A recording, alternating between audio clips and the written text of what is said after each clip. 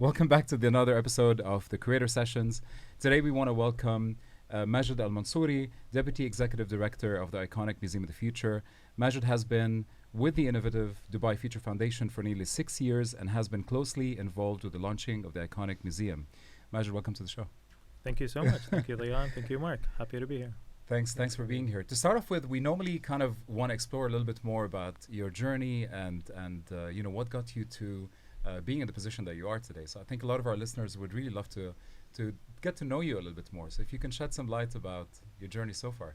Absolutely. I am an engineer by background. I completed my engineering degree in the States, electrical engineering to be precise. And when I graduated, I came back. I was on a scholarship in one of the leading, let's say, oil and gas companies. So my career started in the basically in a petrochemical industrial zone in the western region of Abu Dhabi. So it was an interesting kind of experience. I got to really learn a lot about the processes that are involved in kind of producing kind of plastics, and spent kind of the first year in that kind of in the industrial complex. Yeah. And from there, I basically moved to the headquarters of the company, where I started getting more involved into kind of the technical service aspect and the technical marketing involved in basically production and development and distribution of plastics in the region. Yeah. Obviously, if you fast forward and look at my experience now, it kind of looks kind of very, very different, but I think it's kind of really allowed me to learn a lot about kind of the processes, the project management aspect of things, safety, the importance of really kind of making sure that, we're continuously producing products that are, of the highest quality, and then subsequently basically dealing with the different customers from all around the region. On the other hand as well, I have I do have also a completely kind of different experience that I also started at that time. So, my career started in 2011, 2013. I really had kind of a creative side in myself, and I embarked on opening a creative kind of studio. So this was kind of something that I partnered with some Finnish partners, and we opened kind of a design agency that was really focused on kind of branding and focused on kind of creating like strategic kind of solutions and working with different kind of clients on understanding what their strategic direction and vision should be. So it was kind of an interest that became a startup that kind of really enabled me to get kind of that creative side of me. So my day was basically, I'd wake up in the morning, I'd go to my day job, basically at the company that I was working on, and I'd finish around 4 or 5, and then I'd move to the studio and switch perspectives. Exactly, and then do that for like the next 4 or 5 hours. So Amazing. It was quite an interesting journey. I did that. I did both, and my career kind of progressed within Buruj or Adnoc. And I eventually kind of became the responsible for the application marketing for the region. So basically, working across the whole value chain, where you're dealing with the different, let's say, starting from the production, moving into kind of innovation and development, working with the customers, working with the utilities, working with the different kind of bodies. So it's really going across the whole value chain of basically petrochemicals. And in 2017 was quite a turning point on a personal level, because I went to national service. And in national service, I spent kind of a year, and I think with the national service it was quite a very different experience. A lot of kind of discipline, a lot of as well learning. I think it was a true pleasure to kind of serve the country and really be part of kind of giving back to the country for everything that kind of it has contributed to kind of to our lives. So it was a really, really interesting experience. It was a different experience, and I think it's an experience that I think a lot of what kind of came out of the successes is I would kind of really connect to that experience specifically. Interesting. So I mean, it was kind of a so an engineer, an entrepreneur on the side, and then went to military service. And during military service, basically, I got approached to potentially work on a project at the Dubai Future Foundation. And that to me kind of, and I was very happy, and honestly, in my career basically, and the team there have been phenomenal, and they've been super supportive, and kind of in getting me to the level that I got to. But then I found a new opportunity and a new challenge to basically be to connect between my creative side and my project management side or my engineering side, basically. So that's kind of it was a merging of two worlds almost, right? And it sounded kind of too good to be true. Yeah, kind of course. Thing. So I jumped on the opportunity, and I took the role of as a project manager at that time. Nice. And at that time, it was a very kind of it was a new project. It wasn't the Museum of the Future. It was called Area 2071. Wow. Okay. And I remember I joined in March 2018 the Dubai Future Foundation, and basically we had to actually build a space in little over 45 days. Wow. And I was working with basically the team there, and kind of being the project manager and delivering that project. Yeah. And exactly 45 days, His Highness came and inaugurated the space. And until like 30 minutes before His Highness arrives, we're still kind of fixing things and making sure things are working. And a true startup mentality, right? Yeah, for sure, like absolutely. And I think that's what makes the foundation and the museum very, very special. Amazing. Because within kind of a government kind of setting, we have that kind of environment. We have that kind of let's say culture where it's really focused on building, it's really focused on delivering, and we all work together. There's no like set rules or job description, and this is not my job. Cool. Your job is to get the project done, no matter what it is that you need to do. So I think that was obviously a very, very proud moment for me when His Highness inaugurated the project, and I think that kind of as well gave leadership maybe the comfort or the trust to kind of allow me to be part of the Museum of the Future project. Nice. And I think I joined in March, I said. So by July, I was the project manager for the Museum of the Future. Amazing. So that gets us to kind of maybe a lot about what we'll be talking today. Yeah, 100%. And you touch on a lot of amazing chapters that I'm sure we will come back to as well. I think discipline is a great one as well. But one of the reflection points that we wanted to bring up with you as well is how your engineering background, and there's a bit of a shift there as well, right? An industry from engineering to what you do currently with the Museum of the Future. How much of that discipline, from the experience that you had in service, as well as your engineering background, did play a role in your role today at the Museum of the Future?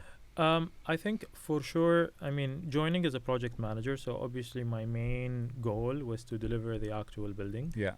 So of course, I'm not a civil engineer or kind of in the kind of structural kind of type of engineering. It was more of the electrical engineering side. But I think engineering as a discipline really gives you a lot of kind of the mentality of working through the different processes, ensuring that you're covering the different all the different angles or stages of a different project that you're working on. And I think specifically electrical engineering is quite interesting because you're pretty much working with something that you cannot see. Interesting. Okay. You know, electricity. Yeah. You Of know, course, you're designing kind of circuits or and designing kind of different projects that are just based on basically theory, and we know the theory is right because it works. Yeah. So it's really about kind of imagining as well a lot of how the systems work, and I think that's kind of helped me a lot in working with different projects, because if something kind of is, I don't really know how it works, I can imagine, I can start imagining how that kind of that's something that I can work with. Interesting, and that's the power of creativity as well. That's what starts, getting you into the space of creativity and seeing a project all the way through. So maybe coming back to Museum of the Future and the role it plays currently. Of course, an iconic building, an amazing sort of monument of the city. What is the ambitions in general for a visitor that comes into the Museum of the Future? The experience itself is so meticulously designed for everybody to come in and take away something from it. If you were to tell us a little bit about when you guys were coming up with the concept of the museum, what was the intention behind the experience that you wanted to provide to the visitor? So I think maybe we can go back a little bit kind of how the Museum of the Future started. Sure. Of course, it's currently in a beautiful, iconic building, but the story was a little bit more modest than that. Okay. So right around 2013, His Highness kind of gave the team a challenge to basically look at ways that we can communicate the future to people. And in that time, it was part of what we call the World Government Summit, which is a yearly event that happens, that invites kind of basically world leaders, executives from, to discuss kind of the future of governments. So the first iteration of that kind of museum was called the Museum of Future Government Services. Interesting. Okay. And it was basically, the name basically tells you a little bit more about the content, but it was really about kind of showcasing what the future of government services were. Interesting. And the vision that His Highness kind of instilled is that he didn't just want it to be like, a normal kind of exhibition.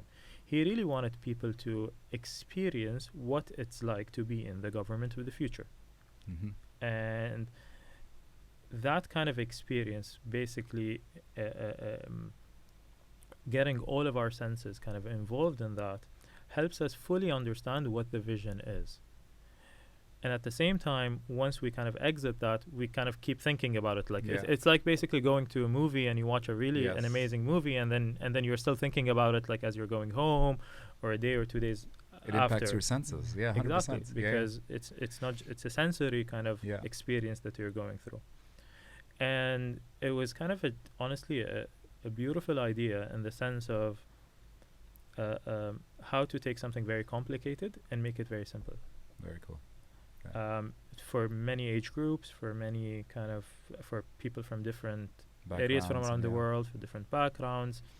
And it was very nice to kind of test that in a very controlled environment. 3 days, 3,000 people, some things will not go right. But because you're in that kind of test bed phase, or test zone, you're able to do that.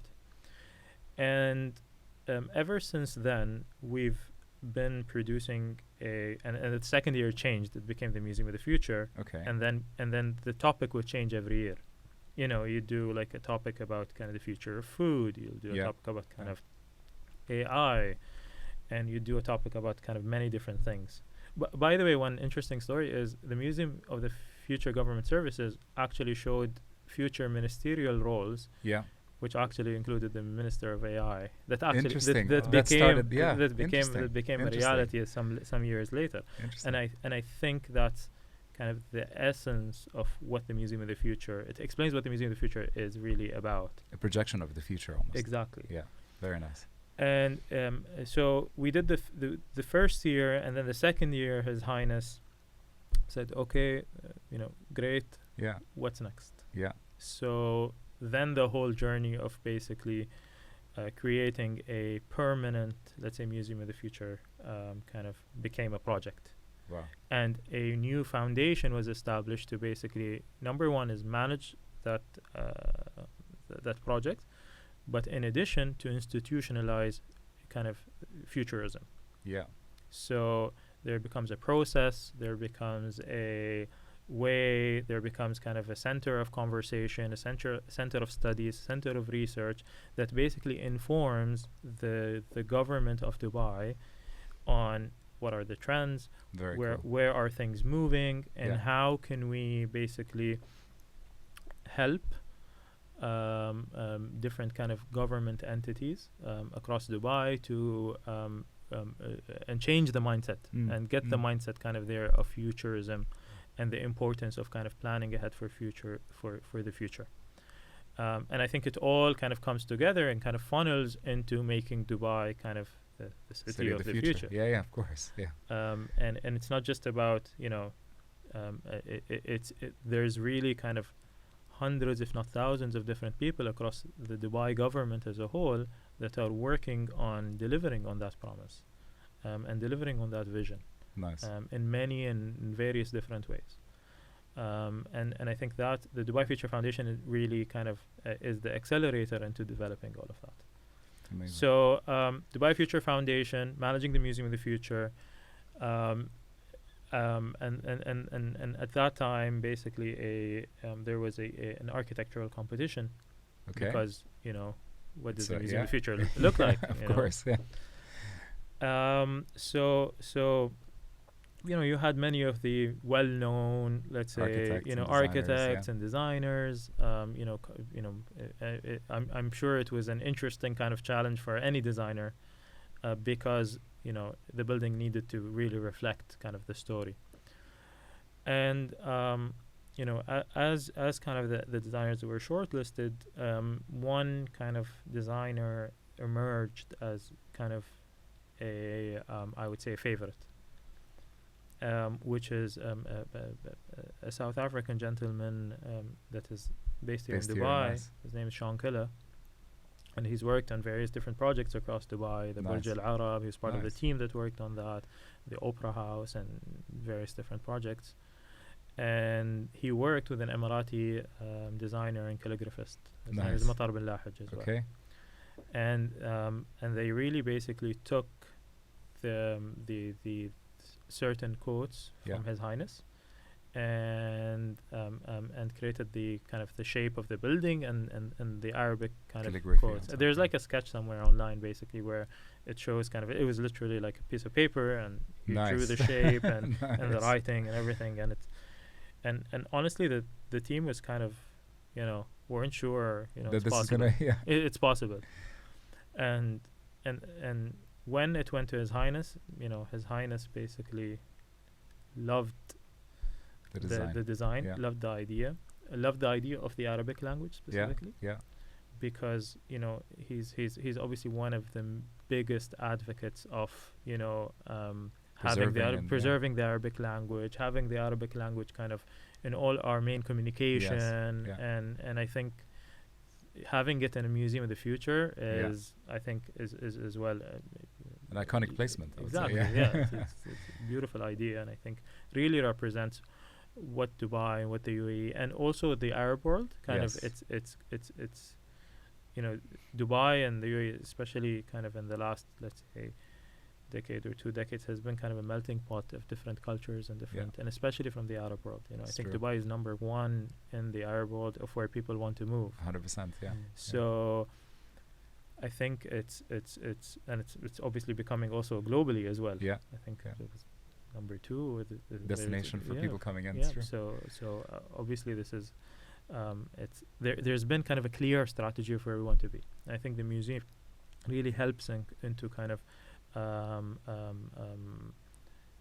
making that, showing that the vision is real about that. Yeah. So he chose this design. Nice. And it was up to the team to basically ensure that it's built to life. And truthfully, I think when the design was approved, the tools to design, to like basically we go into the next phase Yeah. of like the detailed design, and then basically into the architectural drawings and starting the building. The technology did not exist to basically Interesting. create it the way that That it was- was yeah, designed. That yeah. it looked like. So as the team basically were, going into different phases, they were creating new tools using kind Wow. of, different kind of tools that uses kind of artificial intelligence and different kind of, different kind of softwares that allowed us to basically create the system building, yeah. or the building itself that we see. And I think that's kind of one of the unique aspects of the structure of the building. Yeah. The facade that you see on the outside, which is a combination of 1024 panels Nice. that basically is like a Are jigsaw top- puzzle yeah, that yeah, are just yeah. kind of installed, and they range from like 9 to 25 meters Wow. in height. So they're actually quite very, very large, and each and every one is kind of produced uniquely for where the area it's going. So you can't Interesting. get it wrong, obviously. Yeah, yeah. Yeah. And we kind of had to also look at different materials because because it needed to have a specific curvature, and what we Yes, call yeah, kind yeah, of double curvature, and that curvature basically we the only material that we knew of that could withstand kind of the weather elements, that you could kind of curve it and that you could basically ensure that doesn't kind of break, Yeah. is kind of glass reinforced fiber, Yeah. which is the material that you'd see in airplane wings or Interesting. in boats and Yeah. in Yeah, yeah. yachts. So we had to use kind of that material and test it as well to make sure that it It's actually solid and- works. Yeah. So it was really it was I would say it was like an R&D project mixed into kind of a construction project, kind of and that really came together, and a huge kind of number of very kind of I'd say creative engineers and very creative kind of builders came together and created kind of a whole let's say a whole chain of Yeah. kind of different kind of things that work together that allowed us to achieve this or to finish Yeah. this building. It's just really amazing to see that not only, of course, the museum represents, like you said, the acceleration of the future and what the future really brings, but it's also amazing to see that while you're building the building itself, that elements of futuristic design, elements of creative solution for the design itself was implemented to bring it to life. Mhm. So truly, the idea of projecting a future started from ground zero, which It's actually like the true embodiment of the vision. Yeah. So like yeah. we'll implement futuristic ways to actually give this achieved. from And I day think one. the way you described R&D plus groundwork, I think that's a beautiful description of actually of the strategic vision as a whole. So the way that the museum is the embodiment of the strategy, so people can actually relate to that vision, because so often a strategy is too high thinking and people are like, that's great, but what's in it for me? But when you can see and touch and actually experience it and you go away from it, I think that is the true clinch point Yeah, of when of people course. realize that this vision is not something that will happen, but it's something that's actively happening. In the same way that the building is built on its own, it's Yeah. marvel on its own right. Yeah, 100%.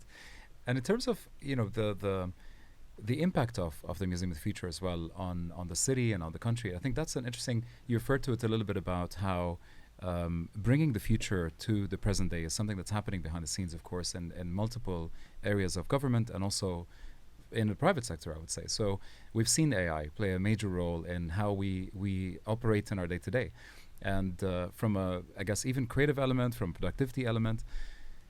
It's of course an impactful topic, but from your perspective, from where you sit in the museum, what else do you think is going to be interesting for our city and for our economy when it comes to future solutions that are coming up? That's a very good question, because I think it really relates to what we're doing in the Museum of the Future, and what we're presenting as the future in the museum. So obviously, we have a beautiful building and it looks amazing, and it's kind of an attention grabber by itself, and people would really like to come and explore it. The challenge was obviously how to make sure that what's in the inside is equally as beautiful and as as eye catching as the outside. So that was obviously, and we really kind of touched upon the experience that we had from the temporary exhibitions that we do every year, because it will help us kind of understand what works and what doesn't work, and what are kind of also helped us to get to know a lot of the different collaborators that we worked with for the exhibitions in the museum, because we're doing it on a much larger scale. So I think the story of the museum or the story of the experience of the museum is quite compelling. Why? It's because we take you 50 years into the future, and we're saying we're taking you into 2071. It's a little bit less than 50 years now. But taking you 50 years into the future, 2071, which is obviously an important year for the UAE, it being the centennial kind of of the United Arab Emirates. But at the same time, we chose 50 years intentionally because it's the kind of future that if you show, people kind of can imagine it. Now, if you show a future in a year or two, people start saying, I don't think it's going to happen. I don't think it's like until they actually see it. Exactly. And I think maybe it's kind of the how creative the human mind works, psychology. Basically if you say something it's going to happen in 6 months, they kind of can't imagine it. But if you say something in 50 years, they can actually their mind opens up kind of, and they can actually look at that. So we took that into account, and then we said, okay, let's show kind of what are the challenges, but also show how or what the solutions are.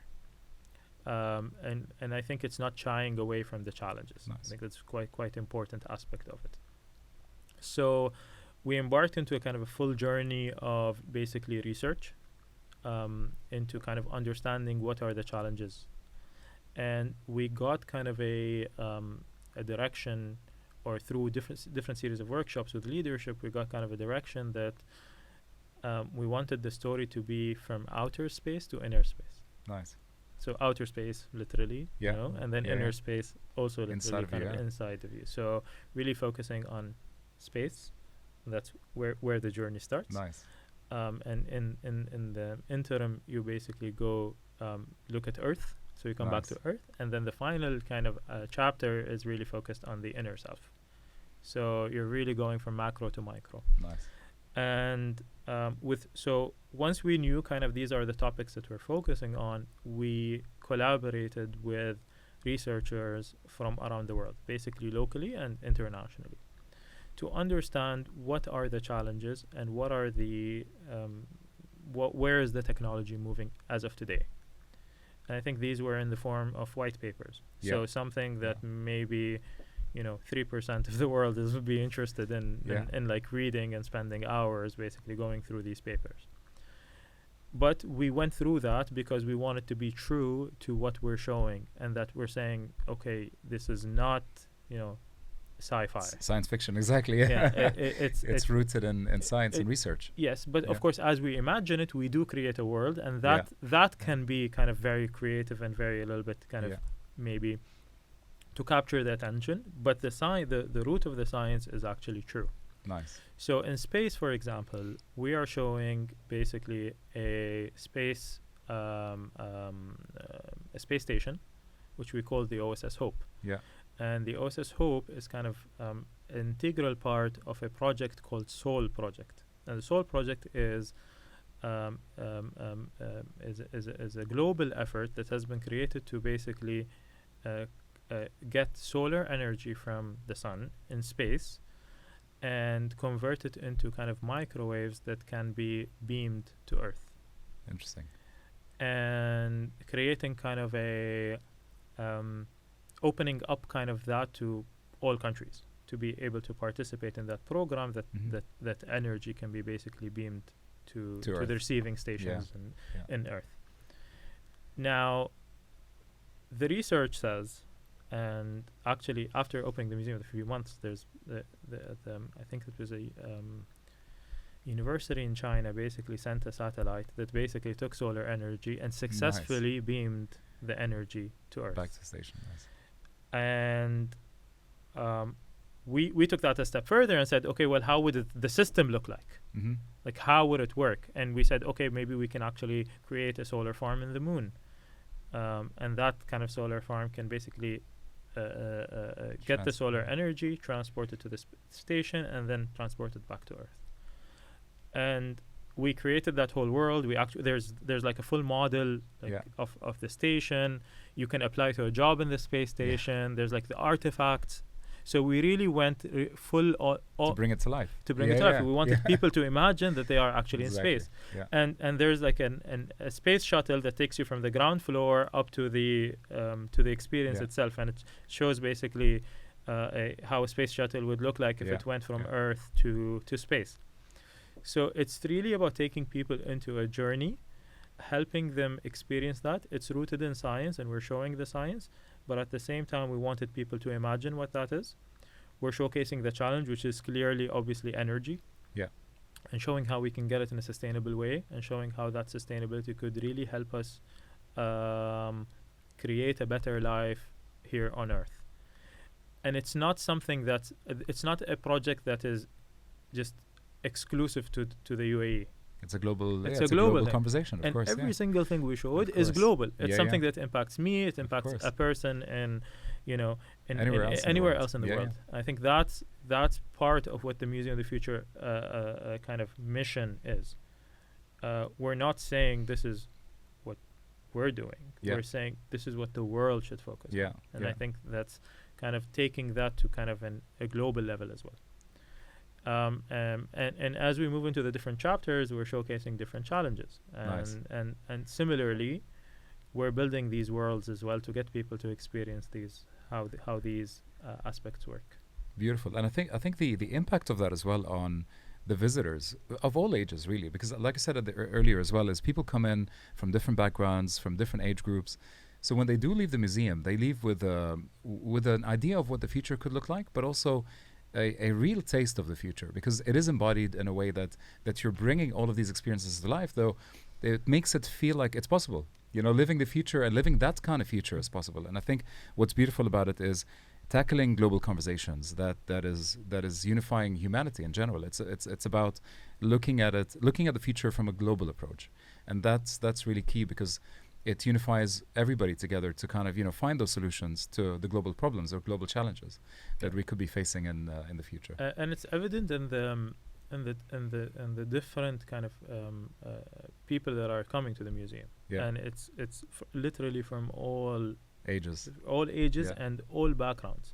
From many countries. Nice. And I think and I think that has been I'd say a huge success, I think, for us as a museum, because we're able to attract not just basically residents and people. It's not exclusive to Dubai and the UAE, but it's a combination of both. You have the residents and people from Dubai and the UAE who have been here, who have seen and lived in Dubai and the UAE, and understand what the UAE and Dubai are doing, but at the same time, people from all around the world that are visiting Dubai and are making sure to make the museum as part of their journey here. And it's not just something where they'll have fun, but it's something that they'll have fun, but also gain knowledge and gain understanding, and understand a little bit more about the challenges that are facing us, and how they can be part of creating the future better for themselves, but also for their children, and for really next generations. 100%. Just on that, are you seeing a change in the type of tourists we're getting at? Because the UAE has gone, there's a lot of museums that are going across the UAE, in particular the UAE, Dubai. Are the types of tourists coming differently, or do you think it's a different mindset when they're coming into the region?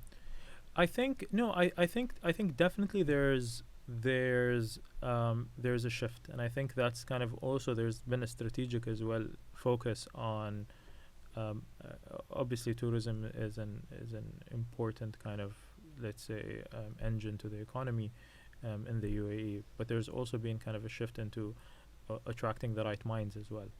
And I think that attracting the right minds to come and experience Dubai, but also to want to set up here and live here and create a life for them. And I think it was quite evident during COVID how the UAE really kind of managed that situation quite in a very kind of, I would say, kind of, stick in the middle kind of approach that allowed people to come and live here and have a sense of kind of freedom to live and go out that was not evident in many other countries around the world. And I think that kind of established the UAE and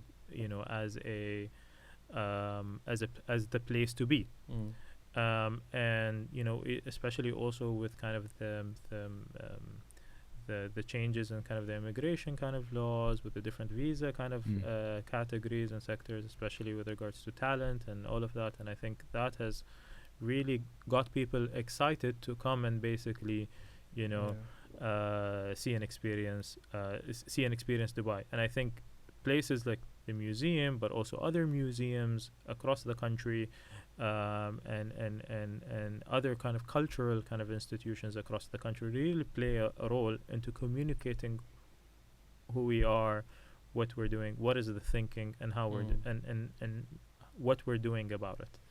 And that is an extremely important part of why kind of the UAE has been kind of continuously kind of reinventing itself depending on the situation that is happening in the world. Yeah, it relates so much to like you showing who you stay true to who you are, but we're very progressive, and I think that is what the world is looking for. And it's interesting you tapped on that. It's attracting the right minds. I think so many people are now finally getting an opportunity to question, to ask, to explore, and I think it relates to so much what you said, even relating to your growing up. I mean, you've done a lot of STEM subjects, and I think that's very prevalent, especially within the UAE. But then also not sticking and regimenting into STEM. Be creative with what you learn. You don't have to follow a process. It's how we apply that.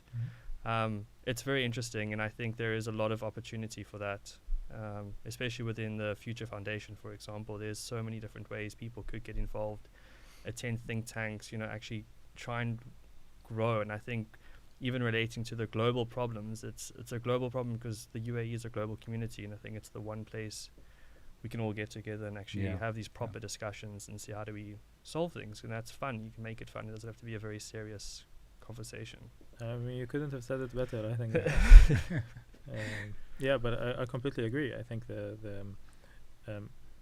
we have a role to play in kind of communicating who we are, being true to ourselves, being true to our heritage, to our culture, and I think it's a culture of openness, and I think it's quite evident in the number of, like you said, the number of nationalities that live here, and the number of and people from all walks of life, want to visit, the UAE, and want to understand about its culture, and we play a massive role in communicating that.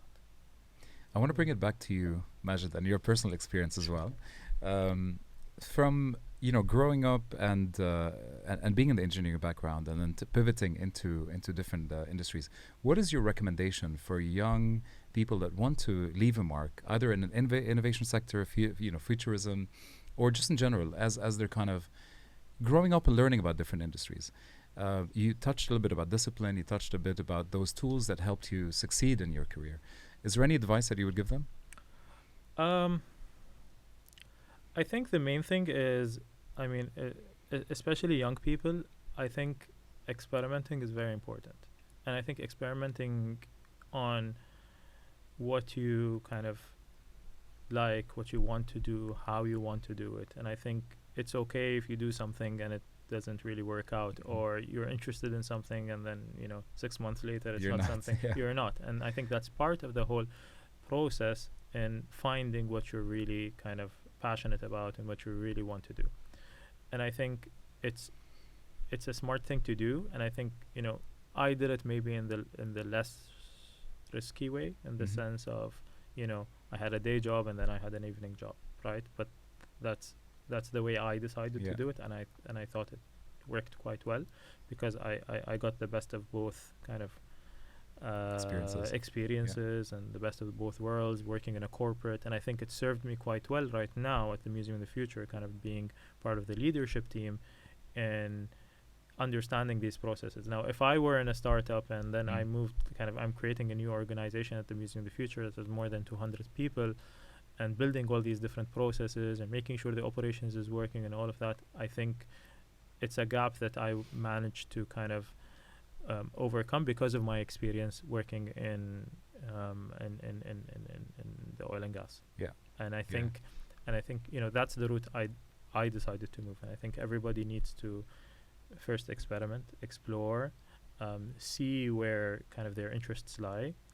I mean, ideally, a person wants to focus on where their interests are. Sometimes it's not the case, but I think it doesn't mean that you can't find the avenue to explore your interests in parallel with other things that you might be doing. No, 100%. 100%. And I think the role that, the passion element is really important. I think anything that you're not really interested in, you will lose that energy to keep proceeding and learning in the field or industry. So to kind of wrap up the conversation, and thank you so much for your time so far. We've got a few kind of rapid fire questions.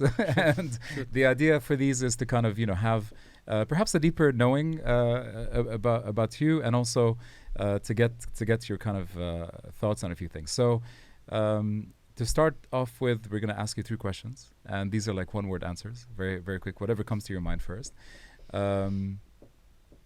And the first one is, if you were not doing what you're doing today, what else would you be doing? Football player.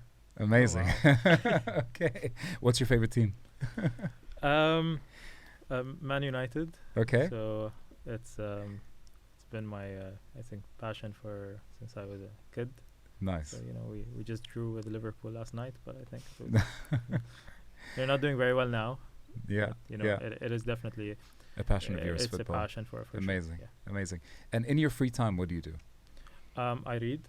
I spend a lot of time reading. I'm very interested in history and biographies. So Nice. most of the books that Nice. I read are in that kind of genre. Nice. And I think when I'm obviously, I mean, maybe that's a tip to people that want to read or that are not reading. Read the genre that you enjoy.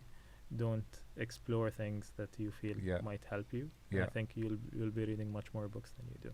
Amazing. And finally, what is the one thing that you would like people that are experiencing the Museum of the Future to take away with them? I think the main thing is where this is a future that you will be involved in, that any visitor to the museum or any person in the world, basically, we all have a future. And I think coming to the Museum of the Future maybe helps you understand what are the challenges that we'll face in the future and what are the solutions. And we are all part of the solution. It is not it's not an individual effort. It's not an entity effort. It's not a government level effort. It's a whole ecosystem.